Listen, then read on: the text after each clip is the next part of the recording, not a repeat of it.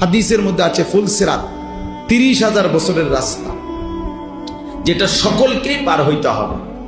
ওয়া ইম মিনকুম ইল্লা ওয়ারিদুহা, আল্লাহ তাআলা কোরআনে বলছে এমন কেউ হবে না যাকে এটা পার হতে হবে, সে নবী হোক, সে ওলি হোক, আর সে কাফের হোক, মানে অনুগত অবাধ্য, সকলকে এটার উপরে কি করতে হবে? পার হইতে হবে, পার হইতে হবে। তো এই 30,000 বছরের রাস্তার যে ফুলসিরাত, এটা নবী সাল্লাল্লাহু আলাইহি সাল্লাম বলছে এটা অন্ধকার থাকবে, একেবারে অমাবস্যার ঘুটঘুটে অন্ধকার। প্রত্যেক মুমিনের ঈমানের সাথে তার আমলের পরিমাণ অনুপাতে ওই ফুলসিরাতের গোড়ায় যখন যাবে, প্রত্যেক ঈমানদারের ঈমান শর্ত, প্রত্যেক ঈমানদারের তার আমলের পরিমাণ অনুপাতে ওই গোড়ায় গেলে আল্লাহর কুদরতে তার জন্য ওই পরিমাণ আলো জ্বলবে। এই জন্য সবার আলো একরকম হবে না, আলগা লাইট নেই, আপনার টামনের আলো, আমারটা আমার, আপনার টাম। এই ক্ষেত্রে নবীজি সাল্লাল্লাহু আলাইহি ওয়াসাল্লাম বলছেন যে অন্ধকারের মধ্যে, মানে এশার নামাজ এবং ফজরের নামাজ, এই দুই নামাজ অন্ধকারের নামাজ নাকি? কথা বলেন।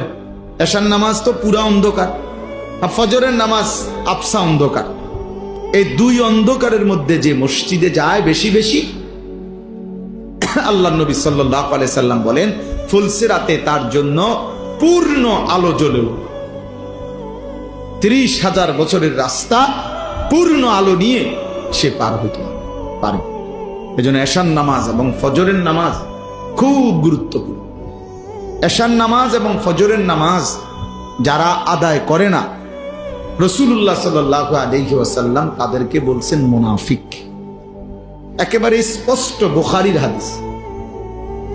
ওই অপদার্থ হইল মুনাফিক, যে অপদার্থ এশা এবং ফজরের নামাজ পড়ে না।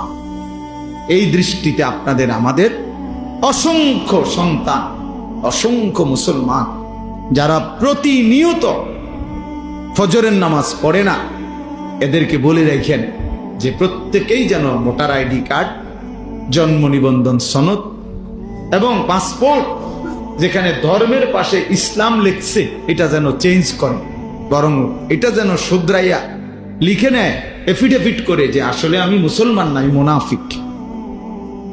কেন? আমি ফজরের নামাজ পড়ি না, ফজরের নামাজ পড়ার জন্য কোনো প্রস্তুতিও নাই, আমার মানসিকতাও না। এমন অসংখ্য জানোয়ার আছে, হাইওয়ান আছে, যে হাইওয়ানের কলিজার ভিতরেও খোদার 1 বছরে